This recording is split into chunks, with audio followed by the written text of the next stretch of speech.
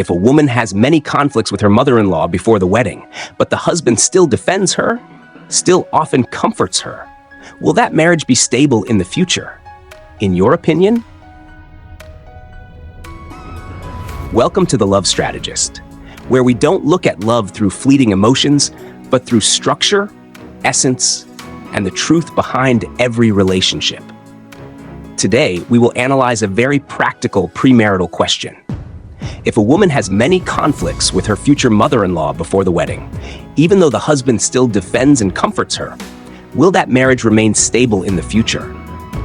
From the perspective of a marriage psychology expert, I will not answer with a simple yes or no.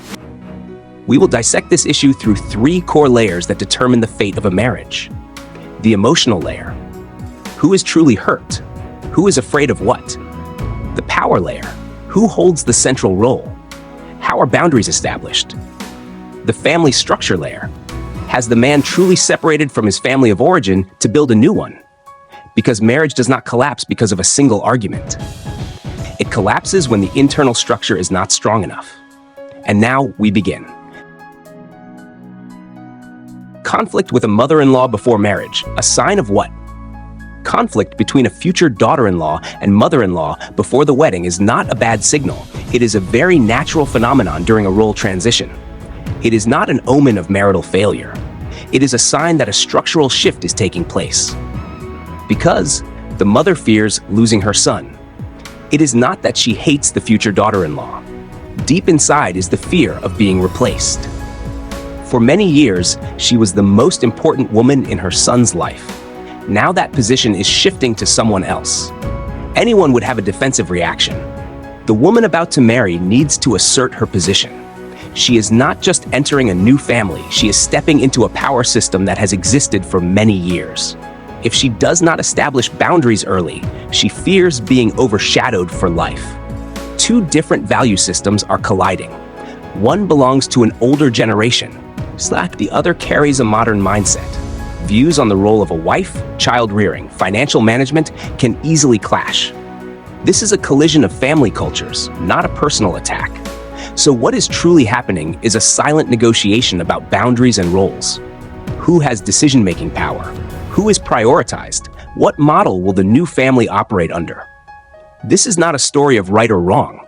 This is a story of restructuring power within the family system. Therefore, the crucial question is not, is there conflict or not? But rather, how does the man handle that conflict? If he avoids it, stays silent, or leaves the woman to endure it alone, that is a sign of a weak structure.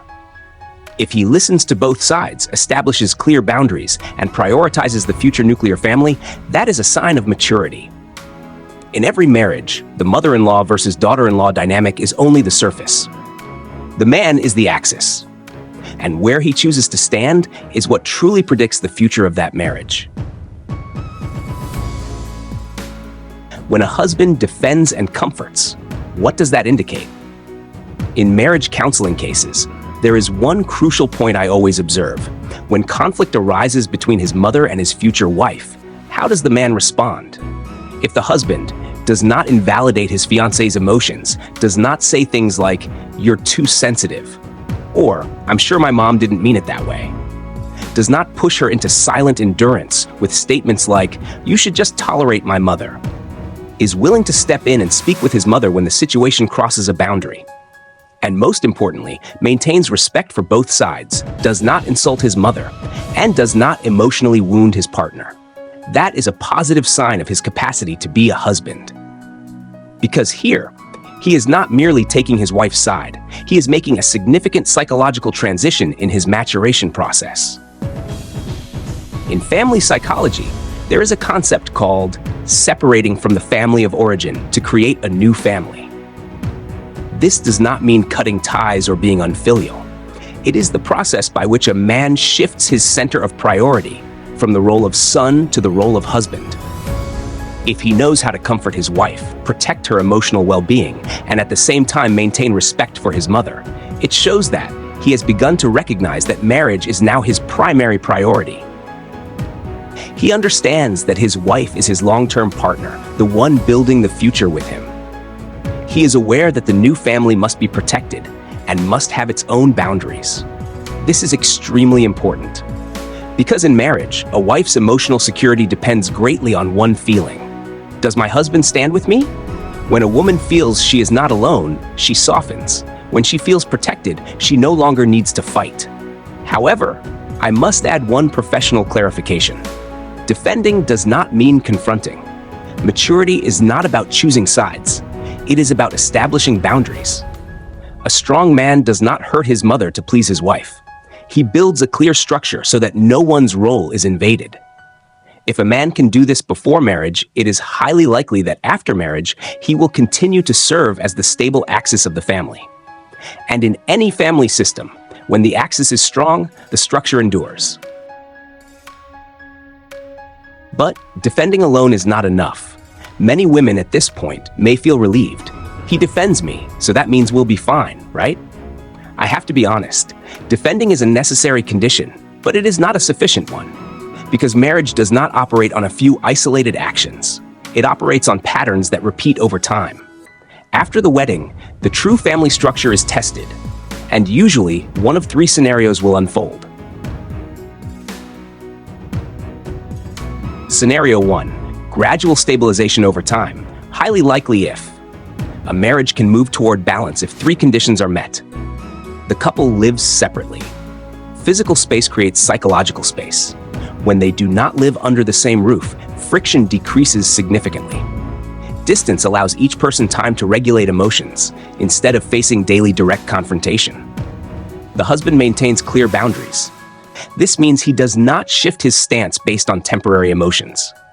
When issues arise, he responds consistently, respecting his mother while protecting his nuclear family. Consistency creates a sense of security. The wife does not turn conflict into prolonged Cold War.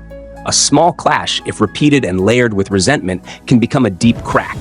A wise woman understands that her goal is not to defeat her mother-in-law, but to protect her marriage. When these three elements exist, what usually happens is this. Over time, things soften. Why? Because positions become clear. The mother understands that her son now has his own family. The wife understands that she is protected by her husband. The husband is no longer torn between two opposing forces. When the structure stabilizes, emotions stabilize with it.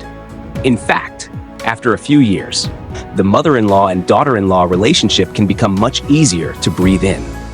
Not because they suddenly become as close as biological mother and daughter, but because there is no longer competition over roles. There are no more power tests. There is no longer fear of replacement. They learn to respect distance. And in reality, many relationships that were tense before marriage become lighter after marriage, once everyone has adjusted to their rightful position. Scenario 2. The husband becomes exhausted from being caught in the middle. This is a scenario I encounter very often in marriage counseling. Not because the man does not love his wife, but because he is pulled into a prolonged battle over roles. If the conflict repeats continuously, the same issue discussed over and over without resolution. The wife demands that he choose a side, stand fully with her as a declaration of loyalty. The mother uses emotional pressure, crying, blaming, reminding him of the sacrifices she made raising him, or inducing guilt. Then the man falls into what psychology calls role strain. He is a son, he is a husband, but he is forced to behave as if he is only allowed to be one of the two. And no human being can endure prolonged internal tension without becoming tired. At first, he tries to mediate. He listens. He explains. But if the conflict turns into an endless loop, psychological energy slowly drains away. Over time, the man usually reacts in one of three ways. Avoidance. He comes home later. He talks less. He avoids sensitive topics. Work, friends, his phone become his refuge. Silence. When his wife complains, he nods just to move on. When his mother criticizes, he stays quiet. This silence is not indifference, but the belief that whatever he says will be wrong. Or he turns and blames his wife. You're putting me in a difficult position. That sentence hurts deeply. But in reality, it is often the sigh of a man who is emotionally overloaded. At this stage, the problem is no longer about the mother-in-law. It begins transforming into emotional distance between husband and wife. The wife feels she is not protected enough. The husband feels he is not understood. Both feel like victims. And that is when the marriage begins to crack. Not through one explosive argument, but through quiet exhaustion. The most dangerous part of this scenario is not the conflict itself. It is the feeling of, I don't want to deal with this anymore. When a man stops trying to balance both sides, the family system loses its axis. Therefore, if you find yourself in this situation, the solution is not to demand that he choose a side. It is to build a clear boundary strategy together, so he no longer has to stand in the line of fire. Because when a man feels trapped, he will look for escape. But when he feels supported by an ally, he will have the strength to stand firm. Scenario 3. Silent conflict without root resolution. This is the most dangerous scenario. Because it is not loud, it does not explode, but it erodes the marriage little by little. If the husband only stops at comforting his wife, hugging her, speaking gently, promising, I'll talk to her later, but does not truly establish clear boundaries with his mother, then the issue is not resolved. It is only temporarily soothed. And what is not resolved at the root will return in another form. After marriage, the conflict will no longer remain at the level of unpleasant words or uncomfortable attitudes. It will touch more sensitive areas. Money. Who has decision-making authority over spending? Is there a need to report? How much financial support to the extended family is considered enough? Children. Should parenting follow traditional or modern methods? Who has the right to intervene? Who makes the final decision? Living arrangements. Live separately or together? If together, who manages the household space and lifestyle? Major family decisions. Where to buy a home? How to invest? Whether to change jobs or relocate. If boundaries are not clearly defined from the beginning, every major decision becomes a tense negotiation. And each time, the wife gradually realizes something. The problem is no longer the mother-in-law. The problem is the husband's lack of decisiveness. At first, she may be upset at her mother-in-law over specific words or behaviors. But over time, the frustration shifts direction. She begins to ask herself, why didn't you make this clear from the start? Why do you always leave things hanging? What position do I really hold in these decisions? And when disappointment turns toward the husband, that is when the marriage truly begins to shake. Because in a woman's psychology, what matters most is not the absence of conflict. It is the feeling of being protected within conflict. A man who only comforts but does not act unintentionally sends a silent message. I care about you, but I am not strong enough to protect our structure. The absence of clear boundaries slowly erodes trust, and when trust declines, respect declines with it. When a wife no longer respects her husband's role as the pillar, marriage shifts from love to control, from partnership to confrontation. That is why I always say, comfort is necessary, but establishing boundaries is foundational. If the root is not addressed, conflict will not disappear.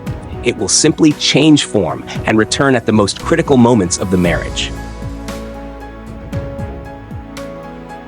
The decisive factors that determine whether a marriage will be stable. After all this analysis about conflict, about the mother-in-law and daughter-in-law dynamic, about the husband's role, I want you to look at something deeper. Marriage is not determined by a few arguments. It is determined by the structure two people build together. The first factor to examine honestly is living space. When a couple lives separately, they have the opportunity to create their own emotional ecosystem. Physical separation reduces friction and minimizes direct interference from the family of origin. Living separately does not mean cutting ties. It simply means creating healthy boundaries so the new family can mature independently. Next is the husband's level of maturity in setting boundaries. A mature man is not the one who speaks beautifully. He is the one who dares to establish clear principles. He understands that respecting his mother does not mean allowing her to intervene in every decision. He also understands that protecting his wife does not mean fighting against his family. The ability to maintain boundaries that are soft yet firm is the mark of a true pillar. At the same time, the wife's emotional intelligence plays a crucial role. If every conflict is escalated into an ultimatum, if every hurt turns into a demand that you must choose my side, the husband will eventually move into a defensive position. A wise woman understands that the goal is not to force her husband to stand with her through pressure, but to inspire him to protect her because he feels like her ally. And above all, do the two of you truly agree that our nuclear family is the #1 priority? If both still place their family of origin, pride, or ego above the marriage, conflict will never truly end. But if both agree that shared happiness matters more than personal victory, they will naturally adjust their behavior to protect the relationship. Let me be honest with you. There is no perfect family. There is no completely easy mother-in-law. There is no daughter-in-law who is never hurt. But if most of the key factors are positive, private space, clear boundaries, emotional intelligence, and unified priorities, then that marriage still has a strong foundation. Because in the end, what sustains a marriage is not the absence of conflict. It is the maturity of two people who are willing to face and resolve conflict together. The more important question you should ask yourself. Many women before marriage often ask me one question: will it be okay in the future? It is a very honest question, but it places your future into the hands of chance. Instead of asking about the outcome, observe how the system is operating right now. Because the future of a marriage is not decided after the wedding. It is predicted by how two people handle conflict today. Instead of asking, will it be okay? Ask yourself, when conflict happens, does he handle it consistently? Or does he defend you today and fall silent tomorrow? A consistent man creates security. A man who shifts under pressure creates instability.